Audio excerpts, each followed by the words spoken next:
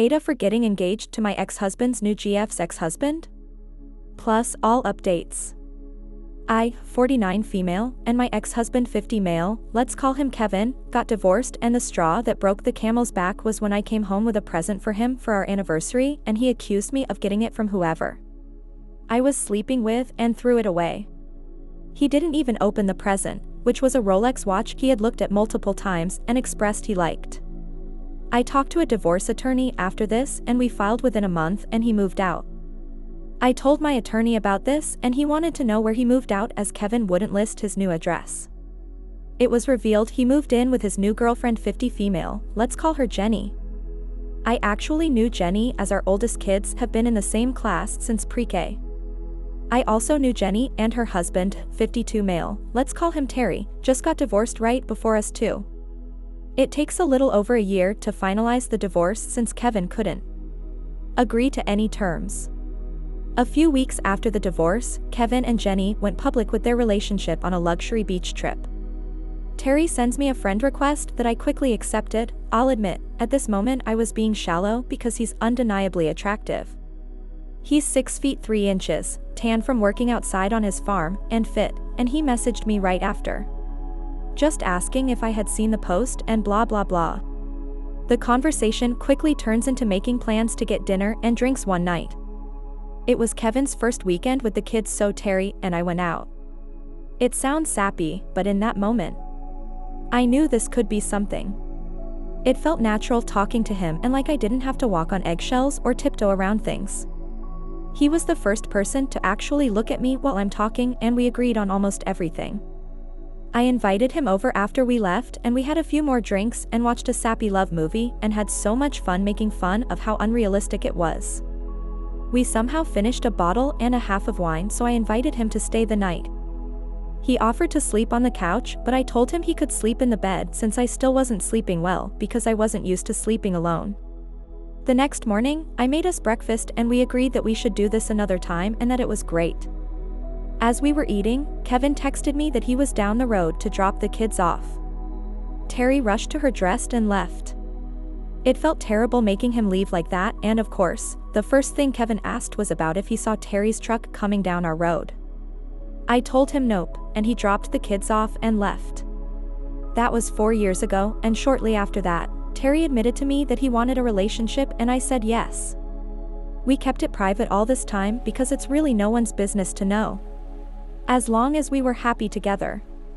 We just celebrated our 4th anniversary and beginning in November, Terry started to hint that he wanted to propose and wanted me to move to his farm in another town since he lived an hour and a half away. Our anniversary was December 1st and he planned a surprise dinner with all our friends to propose to me. I couldn't believe that he really did all this for me. All our friends were incredibly supportive and agreed that we seemed happy together and deserved to be happy with each other. The next day, I made a post that we were engaged. This was the first post about Terry and I on each other's page. Right after the post, we started to get calls, texts, Facebook messages from Jenny's family, Kevin's family, and Jenny sent a long message to Terry saying she couldn't believe we would do this and didn't check with them first and how insensitive it was to get engaged when we knew her and Kevin were on a break because of the fighting. He ignored all her messages until we both got messages from my family saying we were shitty people for getting engaged, in spite of Jenny and Kevin, and how they no longer wanted to see my kids and wouldn't be attending the wedding. Terry started to help me sell my house since he also works for a real estate company, and we packed all my stuff up and sold all the furniture and moved me into Terry's house. I left my job and was actually able to get a job at his company as a secretary. He has 2 sons who treat me very well. They don't call me their mom, I don't expect them to either, but they do tell people I'm their stepmom, and they surprised me with a basketball mom shirt with their names and numbers for Christmas. I couldn't stop crying after seeing it because it was so meaningful to me to see how they considered me their stepmom. Kevin had the kids for Christmas, and we were supposed to begin the normal split custody in January. Since the first of the year, the kids have said they don't want to see me, and Kevin said he's talking with an attorney to change our custody schedule and that he wants full custody. I am finally happy with someone that loves me. Planning a very small wedding with only friends and family that was supportive of our relationship, and have 2 new stepsons that love me, but I feel so empty without my kids. I took them to meet Terry, and he had been to dinner with us a couple times. And he treated them like his own, and he never got onto them or was mean to them. I feel so conflicted about what to do. My kids won't even talk to me over the phone and refuse to see me. So, am I the asshole for getting engaged to Terry? Edit. My kids have always known Terry and were introduced to him after a year and a half of us dating. They had no problem with us being together and knew about the engagement as Terry took them to pick out the ring. It's not like he's a total stranger to them as they've been around him multiple times and been to his house. I hope this can clear up some confusion, and I plan to elaborate more when I have an update. Mini update. I was able to talk to my usual therapist about a session next week to help the kids talk and maybe help them understand the truth. It's next Friday when I would usually pick them up, so hopefully it goes well. Update. I'm not sure how much of an update this is, but here we go. To start, I'm sure him and Jenny had an affair when we were still married, and I really don't care to know. I don't let them waste any of my energy worrying about them and what they do or did. I probably could have worded the end of my post better. Terry isn't a stranger I just pulled off the street and got engaged to. My kids have always known Terry as his kids are the same age and played the same sports. I told them I was dating someone after a year and a half and introduced them to him shortly after. They've been to dinner with Terry and me and been with me when Terry came over and been to Terry's house where he lives. He's a very busy and hard-working man, so we didn't get to spend very much time together where I live or with my kids, so I would usually spend time at his house, but I never skip time with my kids to see him. Terry is a farmer, land real estate agent, owns his own business, and a volunteer firefighter, so that is why I decided to move there instead of the other way around. He has roots in his area while I was free to move. I did tell my kids prior to the move and engagement that I would like to one day move there. They did tell me that they really wouldn't be interested in moving there as they like the school they attend and didn't want to switch. I was fine with that and told them if I did, I would still like them to stay even if it's for a weekend or when they're on break. Terry also took all 3 of my boys and his 2 to pick out my ring, so it wasn't a shock to any of them. Terry asked all 3 of my kids individually if they were fine with it before he even proposed. I was also asked about if they could come to his house, and yes, they could. Terry has a very nice ranch house he built with 5 full bedrooms and 3 empty finished rooms in the basement that could be bedrooms. They've already stayed there too before the engagement and had no problems. Terry also has a room that he calls his office that he offered to clear out to make room for an upstairs bedroom, so one kid didn't have to sleep downstairs if all 5 were staying at his house, so they could have their own rooms and privacy. I didn't want to act like I was hiding my relationship with Terry, but we wanted to take things slow and not rush. Hence why we didn't post to social media or tell our exes. Obviously, friends knew. You can only tell people you're friends for so long before they catch on, but we only told very, very close friends who won't gossip and tell everyone. And lastly, the last question was about my job. Yes, I went from a director of a department to a secretary. A secretary making just under what I made as a director.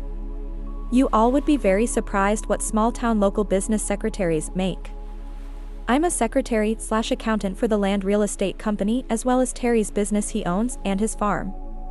I go to work at 2:30 a.m. with him and don't leave until he does around 9 p.m. and still have farm chores after. So, for everyone degrading my career, I work my ass off. Now on to the update. After that post and the advice, I called my lawyer who agreed that he can't keep the kids from me and that he was definitely doing something to make them flip like that. He did say we could go to court, but I told him I wanted to try and resolve it without court first. I'm not ashamed of it and I'll admit it, I see a therapist for my own health. I talked to her about getting a session with just my kids and she agreed. I called Kevin after that to say I want to have a talk with only the boys and he could drop them off, but he could not attend. The therapist was able to finally get them to open up. You Reddit detectives were correct. He turned the story to that Terry and I had an affair for years before we got divorced and even tried to tell the youngest that Terry could be his dad because I was cheating then. Which isn't true as I never cheated on Kevin in our entire relationship. I was able to tell the kids the full truth and I felt like a 50-pound weight was lifted off my chest. After, I had never been happier to hug all 3 of them. I made sure to express how much we missed them and are happy to have them home. And completely unexpected was all three gave Terry a hug next. Terry isn't one to cry about much or cry very easily, but the second they hugged him, I saw his eyes water up and I knew I was making the right decision and picked someone who loves these boys as much as I do. They spent the weekend with us and I was able to tell the older two the full story about Kevin and Jenny, how the marriage fell apart, and once again invited them to live with us. They both said that they actually wanted to, but since Kevin had fed them lies, they didn't want to be around us. They get out of school in May and are planning to move with us for the summer. This will hopefully be a good opportunity for them to bond with Terry's kids and their friends. I will not be pushing them to move here as it's their own choice. But deep down, I really do hope they do. I think going to a smaller school and living in a smaller town will be better for them than living in a city. I told my youngest a more watered-down version of events. I did make sure to tell him that Kevin is his real dad and what he told him about Terry was not true. He seemed to understand it. So, for the moment, Kevin is fine with the boys moving here for the summer. All three asked him instead of me, and I think that helped a lot. Showing him it was their decision instead of mine. To say I'm excited is an understatement. I'm over the moon with how much this is working out. I've talked with my lawyer and he said the older two are able to decide where they go, while Kevin and I would have to come to agreement for our youngest. I don't want full custody as I think kids need their father in their lives, but my lawyer is urging me to fight for full custody. With travel sports starting up, Kevin and I were able to agree on a temporary agreement of me getting the kids on weekends that they have a game. I will pick them up on Fridays, go to the game on Saturday, and bring them home Sunday. We've been talking with lawyers about a permanent agreement. They were able to agree with the older two having a decision as long as they didn't miss anything required such as school. Some things Kevin has told the kids is that Terry is still dependent on drugs. To make a long story short, about 2 years ago, Terry had been having neck problems and saw a chiropractor for the first time in his life. That chiropractor broke his neck in 4 places, C4 is C7, resulting in him needing 2 surgeries and becoming addicted to painkillers. He was on them for a year and it took him another 6 months to get off, but he's been clean since of any prescription painkiller. Said that Terry and I wanted to take them away and never let them see their other family, tried to accuse me of being addicted to drugs. I get even more sick and nauseous taking painkillers, so I refuse to take any. Even after a mastectomy and reconstruction surgery, and I also found out Jenny was calling them my boys and wanting them to take her last name, that is still Terry's because she refused to change it after the divorce. So, there's still lots we don't know and hopefully will one day up. What do you guys think? Let me know in the comments below.